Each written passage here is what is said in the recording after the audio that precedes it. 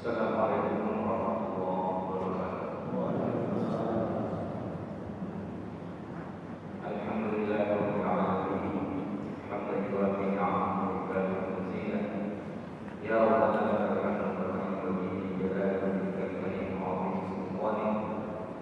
Allahumma shalli wa sallim wa barik ala maulana Muhammadin wa ala alihi al-umuri al-mujibin bisyari al-umuri fi kulli lamhatin wa nafasin adad ma wasi'a ilmuka. Allahumma akhrijna min dhulumati al-wahmi wa akhrijna min nuril fahmi وافتح علينا بمعرفة العلم وسمع الأخلاق بالعلم واجعلنا ممن يستمعون القول فيتبعون أحسنه. اللهم افتح لنا بحكمتك وانشر علينا رحمتك من خزائن رحمتك يا أرحم الراحمين. سبحانك لا علم لنا إلا ما علمتنا إنك أنت العليم الحكيم. Kaum muslimin dan muslimat yang mengasuh rahimahullah, tak pernah nanti kita selalu memuji, bersyukur kepada Allah Subhanahu wa taala atas segala nikmat dan karunia yang tak pernah nanti. Setiap saat kita terima, kita nikmati, kita rasakan, walaupun mungkin terkadang kita tidak menyadarinya, sehingga luput lalai untuk mensyukurinya. Sebagai pengguna nikmat, kita harus sadar untuk selalu berterima kasih kepada Allah atas segala karunia yang tak pernah putus, selalu menghibur kita. Salawat dan salam selalu kita haturkan kehadiran Nabi Muhammad sallallahu alaihi wasallam serta keluarga sahabat dan beliau hingga akhir zaman, insyaallah.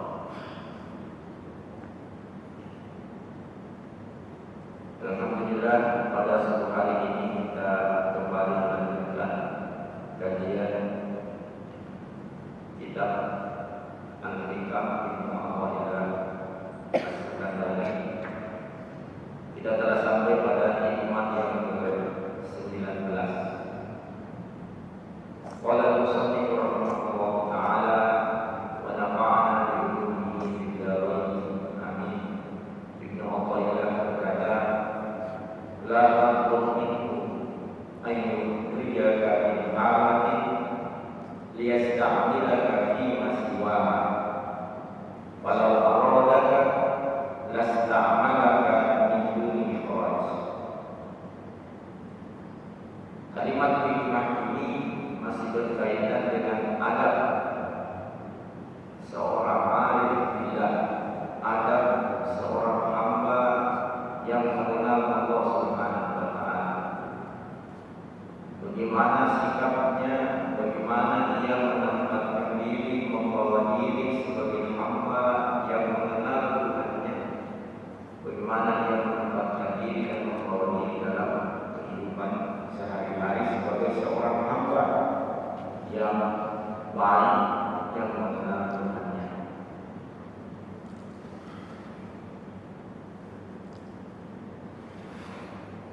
Ibnu Athaillah berkata, la taqul minhu, jangan meminta kepada Allah ayyukhrijaka min halatin, agar Allah mengeluarkanmu dari keadaan sekarang. Liyasta'milaka fi ma siwaha, agar Allah menempatkanmu pada keadaan yang berbeda. Jangan meminta kepada Allah untuk dikeluarkan dari suatu keadaan ke keadaan yang lain, selama keadaan itu sesuai dengan tuntunan agama, kecuali kalau keadaan itu bertentangan dengan agama, maka kita harus meminta untuk dikeluarkan dilimpahkan oleh Allah pada keadaan yang berbeda yang sesuai dengan kebutuhan agama. Falau arada, seandainya Allah menghendakimu menjadi hamba yang dekat dengannya, seandainya Allah menghendaki dekat dengannya, lasta'malaka duna ikhraj, pasti Allah akan menempatkan dalam keadaan yang berbeda atau yang baru tanpa mengeluarkan dari keadaan sebelumnya. Kalimat-kalimat hikmah terkadang agak rumit jika paham, dan pada umumnya kitab-kitab klasik yang ditulis oleh para ulama dalam berbagai cabang ilmu, bukan hanya dalam kalimat-kalimat hikmah, tetapi banyak cabang ilmu keislaman, baik itu ilmu tauhid, ilmu fikih, ilmu akhlak. Semua kitab-kitab itu ditulis atau ilmu-ilmu tersebut ditulis oleh para ulama dengan kalimat-kalimat yang terkadang agak rumit dipahami. Apa rahasianya? Rahasianya adalah agar penuntut ilmu itu tidak mengambil ilmu semata-mata dari kitab, tetapi mengambil ilmu itu dari ulama. Kenapa ia tidak semata-mata mengambil ilmu dari kitab? Karena kalau dari kitab saja boleh jadi dengan kalimat-kalimat atau penjelasan yang agak rumit, maka dia akan apakah tidak paham atau bisa salah paham terhadap kitab-kitab yang ditulis oleh para ulama, sehingga dia membutuhkan seorang guru, dia membutuhkan ulama yang bisa mengajarkannya, menjelaskan maksudnya yang benar, dan ketika dia salah paham atau kurang paham, dia bisa bertanya kepada ulama yang mengajarkannya. Dan seperti itulah memang tradisi keilmuan dalam Islam, diwariskan turun-temurun dari generasi ke generasi, dari guru ke guru, kemudian dari ulama kepada ulama berikutnya, bukan diambil dari kitab. Jadi kitab itu hanya penunjang, tetapi sumber utamanya adalah dari para guru, dari para ulama. Karena seperti itulah memang sejak awal Nabi mengajarkan ilmu dan Islam ini kepada para sahabat dan seterusnya, sehingga tradisi keilmuan dalam Islam itu terjaga dengan baik, diterima oleh ulama dari para ulama sebelumnya, tidak semata-mata membaca dari kitab, tetapi kitab itu dia baca di hadapan seorang guru, di hadapan seorang guru. Sehingga kitab hadis misalnya, seorang yang ahli di bidang hadis, dia telah menghadapkan misalnya Sahih Bukhari dari awal sampai akhir di depan gurunya, sehingga pengetahuannya tentang kitab Sahih Bukhari itu ada pengakuan dari ahlinya, dari guru, dan gurunya itu memang juga telah menerima dari gurunya, sehingga sampai kepada penulis atau penutur asli dari kitab tersebut. Jadi ulama sengaja membuat kitab-kitab yang terkadang agak rumit dipahami agar para murid tidak meninggalkan guru dalam mempelajari ilmu dan memahami ilmu, karena mereka pasti akan butuh penjelasan seorang guru ketika ingin memahami ilmu yang ditulis oleh para ulama dalam kitab-kitab mereka. Sehingga ada yang mengatakan mempelajari ilmu-ilmu keislaman lewat buku-buku kontemporer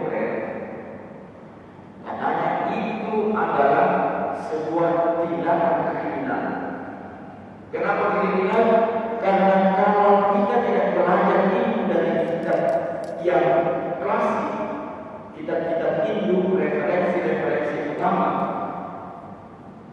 tapi hanya belajar dari kitab-kitab modern, kontemporer, maka ketika berhadapan dengan kitab besar yang berjilid-jilid itu, dia akan mati kutu untuk membaca. Dia akan bisa membaca. Misalnya kita belajar tafsir Nafsu Makan, tafsir Al-Misbah, karyanya Profesor Quraisy atau kitab-kitab yang baru.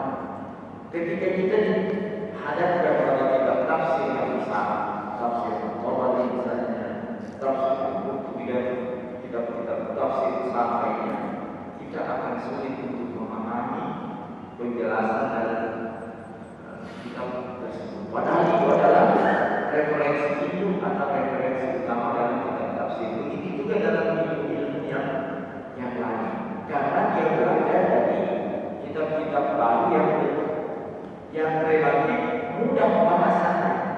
Ketika ketemu dengan penjelasan dari para ulama tergabung dalam kitab-kitab besar, referensi hidup, referensi asli, maka mereka tidak akan mampu memahaminya. Itulah tadi yang dikatakan menjadi tindakan kriminal atau ada mengajarkan kitab kontemporer besar, karena akan menjadikan generasi ini mewariskan generasi yang lemah dalam memahami ilmu keislaman dari sumber aslinya. Karena kitab-kitab kontemporer itu ditulis oleh pengarangnya setelah pengarangnya membaca kitab-kitab rujukan utama, referensi utama yang diinginkan. Tidak serta-merta bisa tulis kitab yang baru kalau dia berangkat dari referensi-referensi itu. Kita tidak mengambil hasilnya saja, tidak mau merujuk kepada sumber-sumber yang lebih utama. Nah, kita kembali pada kalimat hikmah ini. Maka jika kita dengar kalimat hikmah yang disampaikan, kita berpikir apa maksudnya? Nah, disinilah butuh penjelasan sehingga kalimat hikmah ini bisa kita mengerti. Karena kalimat-kalimat hikmah dari Syekh Ibnu Athaillah As-Sakandari sesungguhnya merupakan intisari dari pemahaman beliau terhadap Islam yang bersumber dari Al-Quran dan Sunnah. Karena sebelum beliau terjun ke dunia tasawuf, beliau adalah seorang ulama yang ahli dalam ilmu syariat. Karena beliau berawal dari ilmu syariat, pertama ilmu syariat. Ketika beliau berkenalan dengan dunia tasawuf, awalnya beliau juga menolak. Beliau mengatakan tidak ada ilmu yang berbeda dari ilmu yang kita punya tentang ilmu syariat. Tetapi satu kali saja beliau bertemu dengan sang guru Abu Abbas Al-Mursi, beliau langsung jatuh cinta pada ilmu. Dan akhirnya beliau menjadi ulama dalam dua bidang ilmu syariat dan ilmu hakikat. Ilmu syariat beliau berkuasai. Buktinya beliau mendapatkan kursi khusus di Masjid Al-Azhar untuk memberikan pengajian dalam bidang ilmu apa saja. Karena yang mendapatkan kursi itu dikatakan ustaz yang punya kursi adalah orang yang punya keahlian dalam berbagai bidang. Beliau menguasai ilmu syariat dan ilmu hakikat. Ketika ada yang menyaksikan dan ada yang mengatakan jangan baca Al-Quran, karena dia tidak tahu apa isinya Al-Quran. Al-Quran isinya adalah intisari hasil pemahaman seorang ulama yang menguasai ilmu syariat. Bukan kata-kata begitu saja, tetapi hasil pemahaman seorang ulama yang telah menguasai ilmu syariat dan memahami Al-Quran dan Sunnah. Itu lalu beliau intisarikan dalam kalimat hikmah. Kalimat hikmah yang ke-19 ini Ibnu Athaillah mengajarkan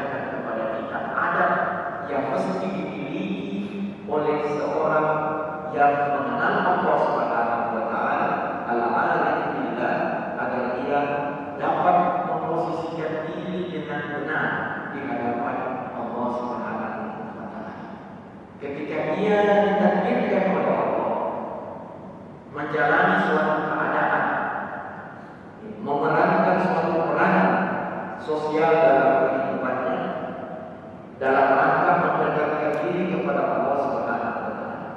Jadi bagi seorang mukmin, bagi seorang muslim, bahwa apa yang dia jalani dalam kehidupan ini adalah sebagai perannya dalam mengabdi, mendekatkan diri kepada Allah untuk meraih ridhonya.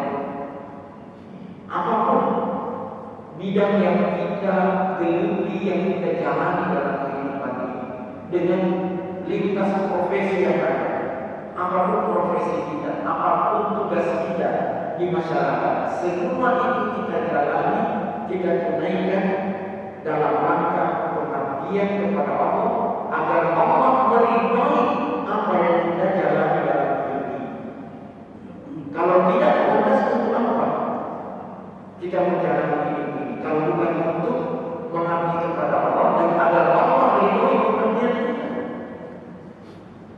Maka dari asas konsep sejak kita bangun hingga kita tidur lagi, semua itu hendaknya berdimensi pengabdian kepada Allah agar Allah meridhai pengabdian tersebut. Sehingga ketika kita kembali kepada Allah, kita layak kembali dan mendapatkan tempat yang terbaik di sisi-Nya, yaitu diberi surganya Allah Subhanahu wa Ta'ala. Karena kita dalam menjalani seluruh hidup kita sebagai pengabdian kepada Sang Pencipta, lalu kita mendapatkan ridho.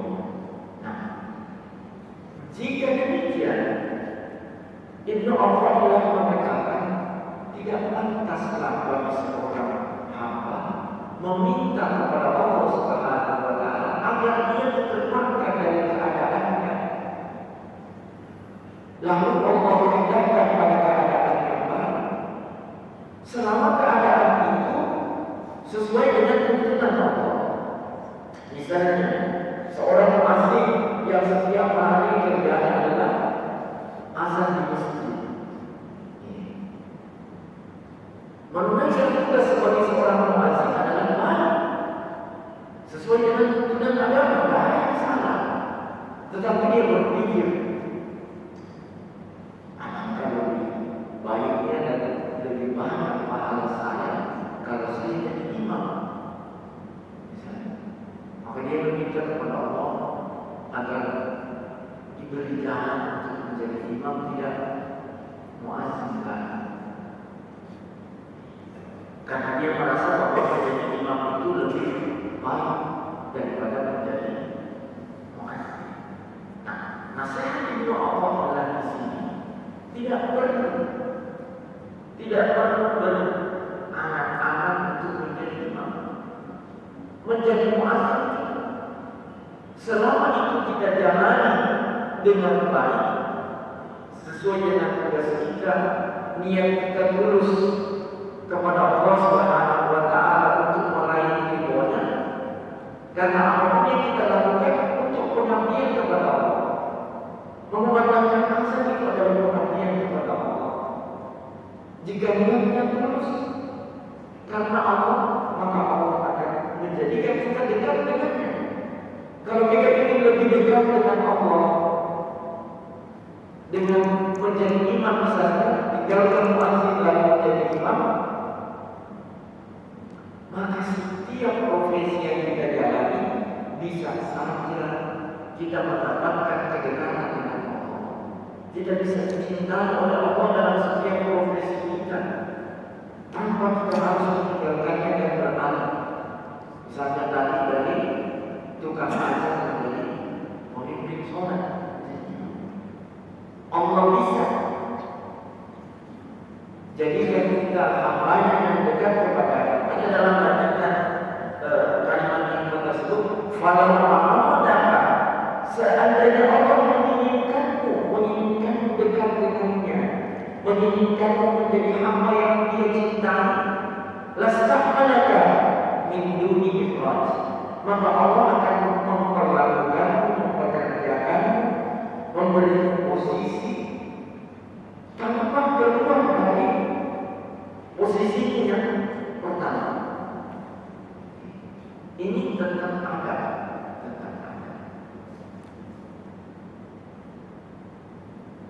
Seorang yang punya adab kepada Allah tidak pantas mengajari Tuhannya tentang apa yang lebih baik. Dia merasa dia lebih baik, saya jadi imam daripada masjid, maka dia minta kepada Allah. Jangan ajari Allah. Allah bisa jadikan kita hamba yang dekat kepadanya, hamba yang dia cintai tanpa harus berada. Kita bisa dicintai oleh Allah sebagai hamba karena azab. Kita bisa dicintai oleh Allah, diridhoi oleh Allah menjadi hamba-Nya pemimpin sunat. Kita bisa dicintai oleh Allah bukan jadi muazzin, bukan jadi pemimpin sholat, tetapi menjadi tukang bersih masjid. Kita bisa diridhoi dan dicintai oleh Allah menjadi pengurus masjid. Kita bisa dicintai dan diridhoi oleh Allah bukan pengurus, bukan tidak punya tugas apa-apa di masjid, semata-mata hanya menjadi jemaah biasa dalam menunaikan sholat berjamaah di masjid. Semua kita bisa raih ridhonya Allah Subhanahu wa Ta'ala dengan catatan, dengan syarat semua itu kita jalani lillah, intiba wajhillah, linaili ridha, demi untuk meraih ridhonya Allah Subhanahu wa Ta'ala. Ada seorang yang punya kesibukan tugas-tugas sosial dalam mencari nafkah, memenuhi adat hidup keluarganya, dan minimal untuk kebutuhan hidupnya sehari-hari. Dia berangan-angan agar Allah alihkan dia dari kesehariannya selama ini sibuk dalam mencari kehidupan. Dia ingin andainya saya bisa dalam suatu keadaan tidak perlu bekerja, tetapi setiap hari mendapatkan 2 potong roti untuk yang konsumsi dalam sehari semalam, sudah cukup baginya. Seperti itu keinginan hatinya. Ternyata Allah kabulkan. Allah kabulkan. Dia bisa mendapatkan 2 potong roti setiap hari tanpa bekerja. Tadinya dia bekerja mencari nafkah untuk memenuhi hajat hidupnya. Tetapi dia merasa dengan bekerja maka fokusnya beribadah akan terganggu. Dia berharap kalau lebih idealnya kalau saya bisa fokus ibadah saja, tidak terganggu oleh pekerjaan urusan dunia, dan saya bisa mendapatkan kebutuhan hidup saya, makan saya setiap hari secara gratis. Begitu keinginannya, Allah kabulkan. Dia bisa ibadah saja, tidak perlu bekerja mencari makan, dia mendapatkan suplai makan 2 potong roti setiap hari. Tapi Allah takdirkan dia di mana? Di penjara. Di penjara dia tidak perlu bekerja untuk mencari makan gratis. Dia bisa fokus ibadah saja. Setelah sekian lama dia menjalani hidup di penjara, dia berpikir, kenapa saya bisa di sini?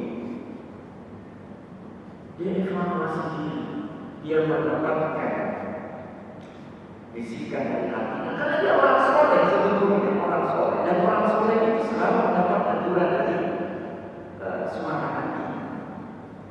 Maka Allah menegurnya lewat suara hati. Bukankah kau yang minta keadaan seperti itu? Kau minta bisa fokus ibadah sekarang, bisa fokus ibadah. Tidak perlu bekerja, bekerja sekarang. Bisa dapatkan 2 potong roti setiap hari sekarang. Dapat 2 potong roti gratis. Maka dia memohon ampun kepada Allah Subhanahu wa Ta'ala. Dia bertobat kepada Allah, memohon ampun atas keinginannya tadi, memaksa Tuhan agar dia keluar dari keadaannya yang setiap hari bekerja dan ingin meninggalkan kerjanya dan fokus kepada. Dan tiba-tiba saja pintu penjara benar dibuka dan dia dibebaskan. Allah keluarkan. Di dalam istilah ulama-ulama tasawuf ada namanya mutasabbih dan mutajadid. Mutasabbih artinya orang-orang yang masih melakukan sebab akibat untuk memperoleh kehidupan. Dengan sebab bekerja kita mendapatkan sesuatu untuk memenuhi hajat. Maka orang yang sibuk seperti itu, yang masih aktif bekerja, mereka masuk golongan mutasabbih. Orang-orang yang masih melakukan sebab kehidupan untuk memenuhi hajat hidupnya. Dan itu normal manusia sesuai dengan tuntunan agama, karena kita memang disuruh bekerja. Dan ada orang yang mutajadid, sudah melepaskan diri dari semua kesibukan untuk mencari hidup. Hidupnya sudah terjamin, seperti orang-orang yang pernah mati dan punya pensiun. Ada pensiunan, sehingga tanpa bekerja aktif pun hajat hidupnya insya Allah terpenuhi lewat pensiunan yang dia terima setiap bulan. Maka mereka ini masuk kelompok mutajadid. Walaupun dia tinggal seharian untuk di masjid beribadah, tidak ada masalah. Tidak ada yang akan dia korbankan, karena dia sudah tidak punya tugas sosial. Tidak ada kelompok masyarakat seperti ini. Nah, bagi yang masih mutasabbih, yang masih punya tugas sosial, masih aktif, jangan berkeinginan untuk menjadi mutajadid, menjadi orang yang mau fokus ibadah saja seperti tadi yang bercita-cita seperti itu. Akhirnya Allah takdirkan masuk penjara. Tetaplah jangan, kalau sebagai orang yang masih aktif menunaikan tugas, masih aktif, tunaikan tugas kamu dengan sebaik-baiknya, sebagai pengabdian kepada Allah, tanpa berkeinginan untuk beralih menjadi orang yang bisa kemana saja sehingga diridhoi oleh Allah. Kita juga bisa dicintai dan diridhoi oleh Allah lewat tugas yang kita tunaikan di masyarakat. Jika tugas kita di kantor kita tunaikan dengan sebaik-baiknya, tidak menyimpang sedikit pun, kita selalu mawas diri waspada dengan tuntunan agama, tidak berani keluar sejauh pun dari tuntunan agama. Berarti kita selalu dalam keadaan zikir kepada Allah. Tidak mesti dengan zikir lisan, ada zikir dengan perbuatan, yaitu perbuatan kita, aktivitas kita tidak mau keluar dari tuntunan agama. Maka itu masuk dalam kategori zikir arkan, zikir dengan anggota badan. Ada zikir lisan, tidak menyebut subhanallah, alhamdulillah, Allahu akbar, la ilaha illallah, kita bersolawat dan seterusnya. Zikir lisan. Ada zikir dengan apa? Maka dengan menunaikan tugas-tugas sosial kemasyarakatan kita dengan baik, dengan sebaik mungkin, dan niat kita jaga ketika menunaikan itu demi untuk mendapatkan kedekatan kepada Allah, dicintai Allah, dan diridhoi semua apa yang kita lakukan. Semua siapapun menjalani profesi, lintas profesi dalam kehidupan ini, karena sudah menjadi hikmah dari Allah Subhanahu wa Ta'ala. Allah Maha Bijak.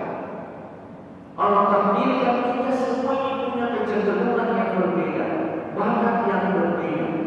Anda semua kecenderungannya menjadi ustaz. Siapa yang akan merawat kita kalau kita sakit? Ketika di rumah sakit, saya coba perhatikan para suster yang bergadang menjaga pasien-pasiennya sakit. Ia tugas jaga. Kalau berpikir, benar imbalan materi yang dia dapatkan dengan setiap malam begadang menjaga pasien. Jika orientasinya materi, masih ada pekerjaan lain yang tidak perlu kita begadang dan bisa mendapatkan imbalan materi yang lebih besar. Tetapi dia menjalaninya dengan nyaman, dengan senang hati. Dan Allah telah membagi-bagi hamba-Nya punya kecenderungan yang berbeda-beda.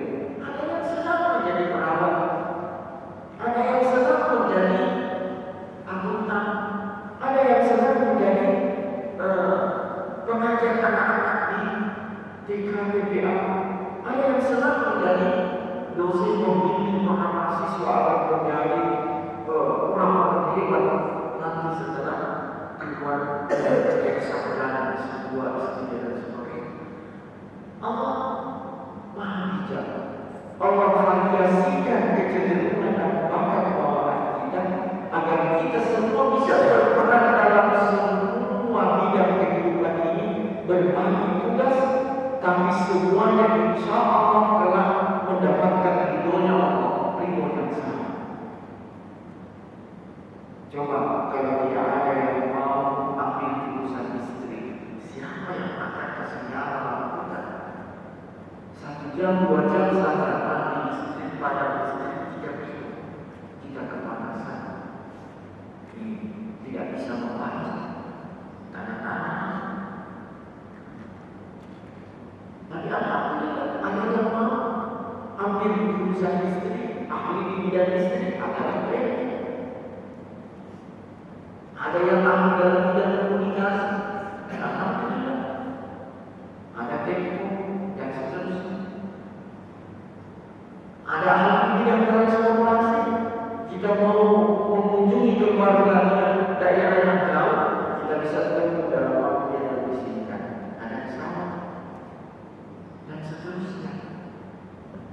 Jika seorang pilot yang mengantar penumpang-penumpangnya setiap hari ke tujuan yang jauh, ia jalani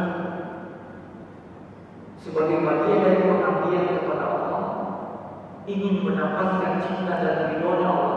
Insya Allah dia mendapatkan ridhonya Allah sebagai seorang pilot tanpa berharap menjadi seorang ustaz yang bisa berceramah kemana-mana, memberikan pencerahan kepada masyarakat, membimbing umat sehingga banyak pahalanya. Semua akan mendapatkan pahala dari Allah dan ridhonya Allah sesuai dengan tugas masing-masing. Pahala bukan hanya ketika kita berkhidmat dalam syariat, mempelajari syariat agama, mengajarkan syariat agama yang telah dipelajari, mendakwahkan syariat agama, bukan hanya itu ladang amal, tetapi semua bidang kehidupan selama itu sesuai dengan tuntunan agama dan iman kita. Tidak usah meminta kepada orang lain. Seorang dokter melihat para ustaz yang bisa memberikan kebijakan kepada masyarakat, lebih baik saya lama tinggal di profesi dokter, masuk fakultas syariah sehingga bisa mengajarkan hukum Islam kepada masyarakat agar masyarakat bisa beramal sesuai dengan tuntunan hukum Islam yang benar. Lalu dia tinggalkan profesinya sebagai seorang dokter, atau dia ingin menjadi seperti seorang yang berkontribusi dalam pembangunan masjid misalnya, menjadi arsitek. Dia punya saja fakultas dan kedokteran di fakultas teknik supaya bisa merancang masjid yang bagus, madrasah yang bagus dan sebagainya, sehingga dia mendapatkan itu punya andil dalam pahala dalam rumah-rumah ibadah. Tidak mesti seperti itu. Tidak perlu dia tinggalkan kursinya sebagai seorang dokter, tetap dia mengabdi kepada Allah sebagai seorang dokter. Dan kalau Allah datang seandainya Allah menginginkan, Allah bisa gabungkan semua ini, bisa menjalankan profesi sebagai seorang dokter, mengabdi, melayani masyarakat, mengobati masyarakat, dan bisa juga berkontribusi untuk bidang-bidang keagamaan. Dia bisa menjadi pengurus masjid. Ada juga yang di bidang kesehatan, tetapi dia imam masjid dan sebagainya. Atau dia dengan kemampuan finansialnya berkontribusi berkontribusi untuk pembangunan sehingga kesemuanya bisa dia dapatkan. Jika memang Allah menghendaki, kita bisa berperan ganda, bahkan bisa multiperan dalam masyarakat. Kenapa kita meminta kepada Allah dikeluarkan dari peran awal kita, peran utama kita, karena kita tergiur dengan peran-peran lain yang menurut kita akan lebih mendatangkan banyak pahala dan mendapatkan ridho. Semua tidak bisa mendapatkan, bisa mendatangkan banyak pahala dari Allah, tergantung niatnya. Syaratnya cukup kita jalani dengan sebaik-baiknya tugas itu, peran itu, lalu kita perbaiki niat kita, tuluskan niat kita kepada Allah, maka semua akan bernilai penantian pahala di sisi Allah dan bisa mendapatkan cinta dan ridho Allah Subhanahu wa Ta'ala. Tidak perlu kita mengajari Allah bahwa ini lebih baik bagi saya. Yang Allah tuntut dari kita adalah bagaimana kita menjadi hamba yang beradab, beretika di hadapan Allah Subhanahu wa Ta'ala dalam menjalani setiap keadaan yang Allah takdirkan untuk kita jalani. Selama takdir itu sesuai dengan tuntunan Allah, kecuali jika kita menjalani kehidupan yang tidak sesuai dengan tuntunan agama, maka di situ kita wajib meminta kepada Allah agar dikeluarkan dari keadaan itu dan dipindahkan pada keadaan yang sesuai dengan tuntunan agama. Jadi kita lihat saja apa yang kita jalani ini sesuai dengan tuntunan agama, maka kita jalani, kita optimalkan, kita maksimalkan peran kita di situ dan kita perbaiki niat kita. Insya Allah aman sampai akhirat menyelamatkan kita. Sebagai penutup pada kali Allah berfirman kepada Nabi Daud alaihissalam, Ya Daud, turidu wa uridu. Wahai Daud, engkau berkeinginan dan aku pun berkehendak. Engkau punya kehendak, aku punya kehendak. Wala yakunu illa ma uridu. Tapi tidak ada yang akan terjadi kecuali sesuai dengan kehendakku, kata Allah. Allah ingatkan kepada Nabi Daud alaihissalam, Ya Daud, turidu wa uridu. Wala yakunu illa ma uridu. Wahai Daud, engkau punya kehendak, engkau bisa berkehendak, aku pun berkehendak. Tapi yang akan terjadi adalah sesuai dengan kehendak. Fa in sallamta lima uridu ataytuka bima uridu. Jika engkau memasrahkan dirimu menjalani apa yang aku kehendaki, apa yang aku inginkan, maka akan aku berikan kepadamu sesuai dengan apa yang kau inginkan. Tapi syaratnya apa? Jalani hidup ini sesuai dengan kehendak Allah.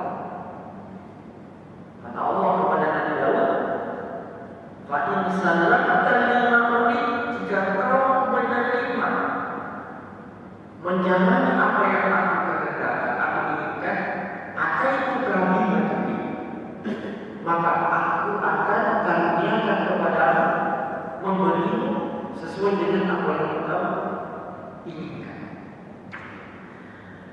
Sebaliknya, wa illam tusallimu lima uridu, tapi jika kau tidak menerima apa yang aku kehendaki, engkau protes kehendakku, ata'abtuka bima uridu, aku bikin engkau capek mengurusi apa yang engkau kehendaki, apa yang kau inginkan. Kalau engkau tidak menerima pilihanku, maka aku bikin engkau capek mengurusi pilihanmu sendiri, kehendakmu sendiri. Wala yakunu illa ma uridu, dan tidak akan terjadi kecuali apa yang aku inginkan. Kita capek, dibikin capek dengan apa yang kita inginkan karena menentang, tidak menerima ketentuan Allah, kehendak Allah. Dan nanti ujung-ujungnya yang terjadi seperti apa yang Allah inginkan, bukan seperti yang kita inginkan. Maka yang Allah minta dari kita lewat Nabi Daud alaihissalam, silahkan kita punya keinginan, kita punya rencana, tapi rencana dan keinginan kita itu hendaknya tunduk dan patuh pada tuntunan Allah Subhanahu wa Ta'ala. Apa yang Allah hadirkan di hadapan kita untuk dijalani, jalani dengan penuh